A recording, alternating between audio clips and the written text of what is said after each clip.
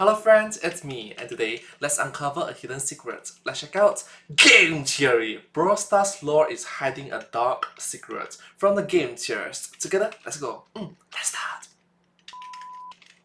There's more lore in Brawl Stars? Yep, turns out in the 3 years since we last covered it, there have been a load of new secrets that have been added to this game that not only mess with our original theory, but they potentially screw up the entire timeline of this franchise. Let me show you. Hello Internet! Welcome to Game Theory, the show that once you subscribe... That's right.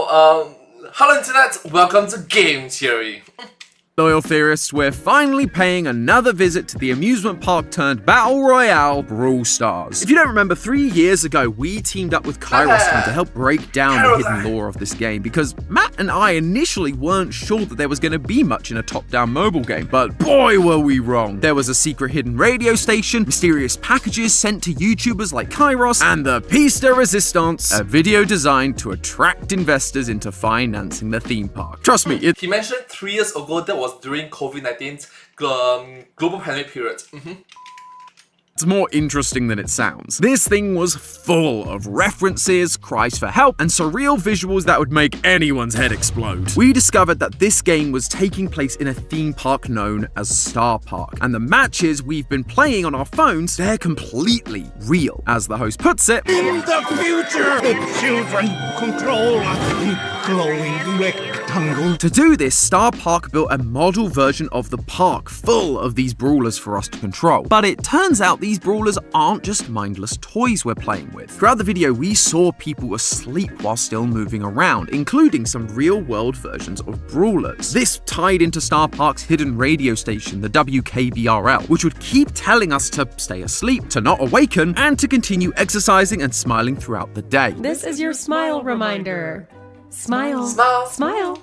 Smile! This was then hypnotizing the guests. Whoa, that's a bit aggressive. The staff, and yes, the brawlers. While their bodies were in a trance-like state, eating, exercising, and resting in the real park, their subconscious minds were being put into the model brawlers we were controlling, all with the goal of training their minds subconsciously into becoming super soldiers for world domination. Bet you didn't expect that from a random mobile game. It was a lot to cover, but that was basically the entire lore of Brawl Stars. Or so I thought, until I went to VidCon. Firstly, I just want to say how great it was getting to meet so many of you there. Truly, it was a life-changing experience for me. But secondly, whenever I asked anyone what game they'd like me to cover in the future, the one response I kept getting over and over again was, you guessed it, Brawl Stars. And when I asked you why, you guys told me about a new set of videos, a secret CCTV feed that was full of that sweet, juicy lore. No, you don't say it that way. You say it lore. Don't say it lore. That might actually poke a few holes into our initial theory. So, of course, I had to check it out, and you guys were not lying. There is a bunch of stuff that's happened since our last video, and it all paints a very interesting picture about the origins of Brawl Stars, the destruction of Star Park, and the ridiculous lengths Star Park is willing to go to for world domination. So, strap in, friends, keep your arms and legs inside the ride at all times, because we are about to ride the crazy coaster that is Brawl Stars lore. In late 2023, Supercell held their regular live stream covering news and game updates called Brawl Talk. But midway through the stream, something strange happened. We were now watching the live stream on a CRT in what looked like a security office. The favorite room of theorists. All they needed was a couple of animatronics and dead kids, and my theorist senses would have drawn me to this stream immediately. But FNAF, Five Nights at Freddy's. Real mystery was only just beginning. After the Brawl Talk, a security camera suddenly appeared in the Brawl Stars lobby screen, and if you tapped it, you would be taken to that same security room. It's here that the game slowly began dropping its new lore. Watching the CCTV, we can see some familiar faces popping up. Brawlers like Bull, Leon, and Nita can all be seen throughout the park, except they're not really doing anything. They're just acting like guests or employees at the park. No fighting, no brawling, no nothing. The brawler Brawler Dynamite is also just doing his thing in the mines below the park. He blows up a wall to reveal a treasure trove of purple gems which he ecstatically scoops up. And this is where things take a turn. Dynamite visits the local diner and drops a gem on the counter in front of the friendly fry cook, Bull. Bull picks up the gem and something inside him changes. He rips off his uniform, slams a customer's face into a table, and then howls out of the diner a changed man. Seems more like a werewolf than a bull to me, but I don't want a face full of tables, so I'm gonna let that slide. As time goes on, more and more characters we know come into contact with these gems, and they change from peaceful inhabitants of Star Park into the chaotic brawlers from the game. They even gain their ability to respawn. Dynamite gets shot and left in a bush, only to bounce back out a few days later totally fine. All of this finally culminates in the sentient cactus Spike standing in a cloud of green gas with spirits rising from the ground and him falling over lifeless amidst the burning remains of Star Park. I totally understand why people wanted us to cover this. Before the gems were discovered, Star Park may as well have been a knockoff Disneyland. But once they're found, the whole place falls into mayhem, bringing the worst out of everyone who comes into contact with them. Bull even went so far as to shoot children in the face when they tried to steal his gem. Seems like one heck of a reaction from a previously mild-mannered fry cook, but it actually might have some basis in real-world science. Clearly, these gems are powerful. In the game, they're used to power machines, and in this footage, they have enough energy to mutate animals like Crow and bring inanimate objects to life like 8-Bit and Spike. This feels in line with the pop culture idea of how radiation works. But did you know that studies have actually been done on the long-term effects of radiation on human psychology? One of the side effects of long-term exposure due to things like radiation therapy was that patients began to exhibit more aggression after treatment, just like we see here with our brawlers. We also see this in the Star Park investor video. Our host slowly moves inside a cave that glows a familiar purple. Upon entering, his demeanor changes. This man has remained calm and collected the entire video, including when he was having his hand burnt off by acid. And yet, suddenly, this is the moment he loses his composure and becomes aggressive towards the viewer. If you look closely at the scene, you can see an employee using a pickaxe. That's not a typical construction tool. He's mining for something. And notice how his orange jumpsuit looks almost white at the bottom here? The color is being blown out because he is standing right next to a light source. A light source that is also making the entire cave purple. It's the gems. At the same time, another employee is carrying sacks out of the cave, which look awfully similar to the classic bags used in mines to carry precious materials like gold or gemstones. That's why once our host enters the cave, he loses his composure. The radiation from the gems twists his mind into an aggressive state, just like our brawlers. But this presents a bit of a problem. Back in 2020, Brawl Stars content creator Gamba received an old laptop directly from Star Park, and it contained a HTML document that told us that the investor video took place sometime in the late 50s to early 70s. But if you take a look at the timecodes in the CCTV footage, these gems weren't discovered by Dynamite until November 5th, 1995. How can they have been actively mining these gems in the 50s and using them for brawls if they weren't discovered until the 90s? The timeline just doesn't match up. And it gets worse because during the investor video, we see an old photograph with 3 men in the background. This is a photo of Danny, Frank, and Ryan, senior members of the Brawl Star team. Frank even made a Twitter post saying, "Good memories from my Star Park visit with Danny Supercell a few years ago," and then showing a picture of some retro memorabilia from their time there. How can they be here? Bro actually inserted himself into the lore. Incredible! in the present day, but also be there 50 plus years ago. Same thing goes for characters like Leon and Nita. They are kids in the background of the investor video, but they're also kids 40 years later in the CCTV footage. And I thought FNAF's timeline was bad. This is a whole other level. This just isn't how time works. Or should I say, this isn't how time usually works. Because there is an explanation for all of this timey-wimey stuff we're seeing, and it's one that's been right under our noses for years. Before the WK KBRL streams were taken over by Star Park. A ranting man used the frequency to rant about various Star Park conspiracy theories. However, most of them have ended up being completely true, and they have been incredibly useful for figuring out the lore. So when I went back and heard him say this line, I took notice. Interdimensional theme parks. Do they exist? Obviously. Are they expensive? You bet your butt! Star Park has invented interdimensional theme parks. The word interdimensional means something existing or traveling between dimensions of space and time. Star Park exists between dimensions of time and space. This could explain a lot of the timeline issues we've been having. The gems were discovered in 1995, but thanks to Star Park's development of interdimensional theme parks and their control over time and space, they were able to go back in time and mine them in the 1950s. It could also allow you to bring the Brawl Stars developers back in time to visit the park in its prime. The question is, how? Well, I have one word for you theorists: wormholes. Wormholes are essentially portals that are connected together across time and space. One part of Bro, you might as well say Einstein's Rosen Bridge.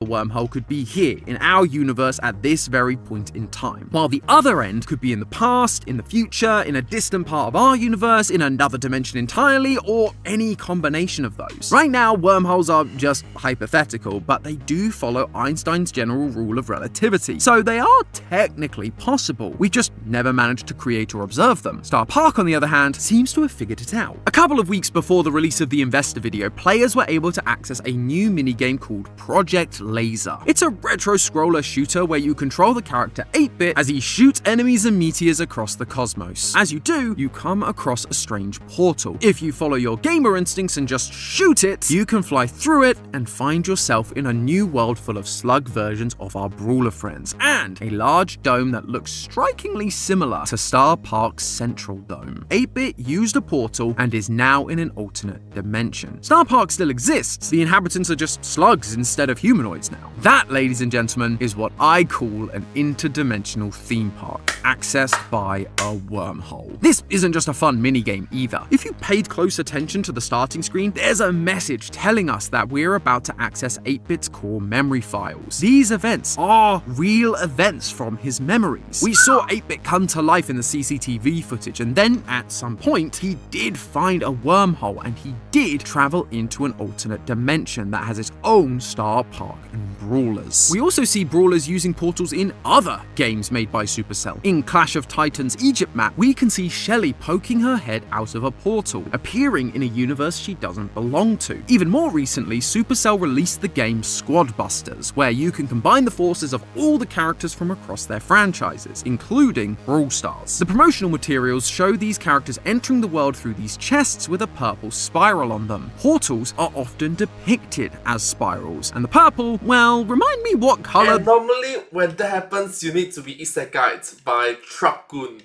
Is there a Truck-gun? Hey! These all-powerful gems Star Park is harvesting are. In fact, we see the same visual representation in the investor video. As the host goes into the gem mine shaft, we see his face contort while a purple spiral visual appears behind him. Afterwards, he's suddenly in a new location and is noticeably shaken by the ordeal. These gems have provided Star Park with the ability to create wormholes, and since then, they have learned to control them. Even the company's name is alluding to their use of wormholes. Right at the very start of the investor video, we see a company logo flash on screen. The name is in Japanese, but translated it says Supergiant Corporation. A supergiant is a type of star, one of the biggest and brightest in the galaxy, which might explain the name Star Park along with all of its star-themed merchandise. But more importantly, when supergiants reach the end of their life cycle, they collapse in on themselves, forming a black hole. Now yes, Or maybe it's just not a black hole. Supernova.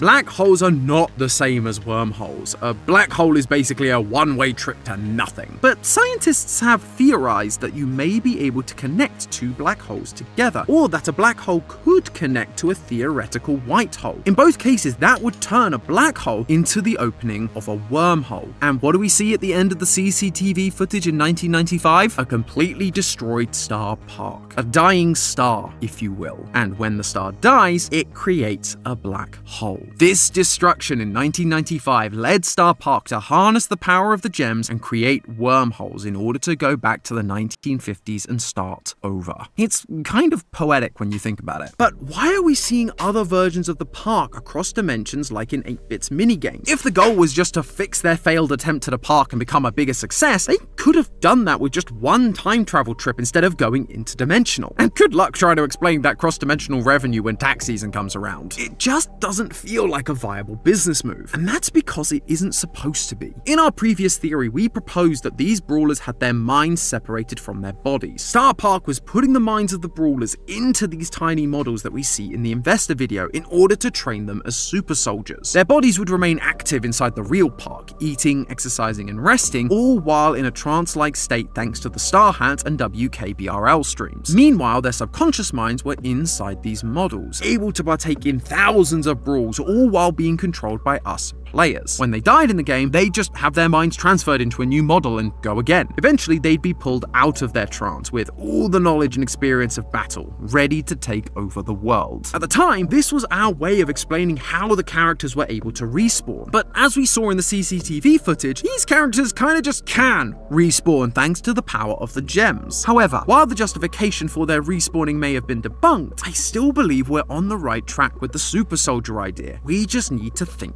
bigger. At the end of the CCTV footage, Spike releases a green gas, and after all the spirits fly away, he falls over lifeless. Players will recognize this green gas as the poisonous gas that fills the arena during a showdown event. In this event, there are no teams and there is no respawn. You just have to be the last one standing. As time goes on, more and more gas begins to fill the space, making it harder for brawlers to survive. Eventually, only one will remain. But what happens if you're knocked out early? No big deal, you just leave the game and start another, sometimes even on the same map. But that wouldn't be possible if there was just one model park in one timeline. The previous match might still be going on, or the same character might be currently under another player's control. Instead, it's way more efficient to just send that consciousness to another brawler in another Star Park in another world, where they can immediately go again. One of the brawlers, Bo, even alludes to this in his voice lines. There is no death, only a change of worlds. Spike was the last man standing in the CCTV. The spirits we see flying away are the minds of the brawlers that lost to the poison gas, transferring to another world to play again. That's also why Spike falls over at the end. He may have won, but the person controlling him moves on to find a new match, leaving behind nothing but a lifeless cactus on the ground. When these characters die from things like the gas, or they lose a match, or even if they win a match, the player controlling them lets go, taking the mind and soul of the brawler with them. They find a new match, a new world, a new dimension, and do it all again. Wow, that's dark.